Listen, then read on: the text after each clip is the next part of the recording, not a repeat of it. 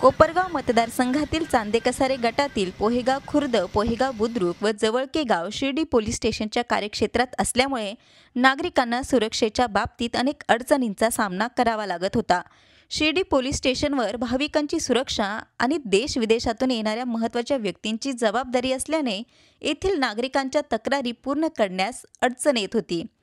नागरिकांच्या मागणीला प्रतिसाद देत आमदार आशुतोष काळे यांनी शासनाकडे प्रस्ताव पाठवला आणि पाठपुराव्याला यश मिळाले।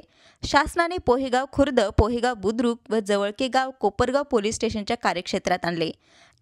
यामुळे आता या गावातील नागरिकांची सुरक्षा कोपरगाव पोलीस स्टेशनकडे देण्यात आली आहे। या यशाबद्दल आमदार आशुतोष काळे यांनी मुख्यमंत्री देवेंद्र फडणवीस, उपमुख्यमंत्री अजित पवार व एकनाथ शिंदे यांचे आभार मानले असून मागील अनेक वर्षापासूनची प्रलंबित मागणी पूर्ण केल्याबद्दल पोहेगाव खुर्द, पोहेगाव बुद्रुक व जवळके गावातील नागरिकांनी आमदार आशुतोष काळे यांचे आभार मानले आहे। संवाद महाराष्ट्रासाठी रवी वाघडकर, कोपरगाव।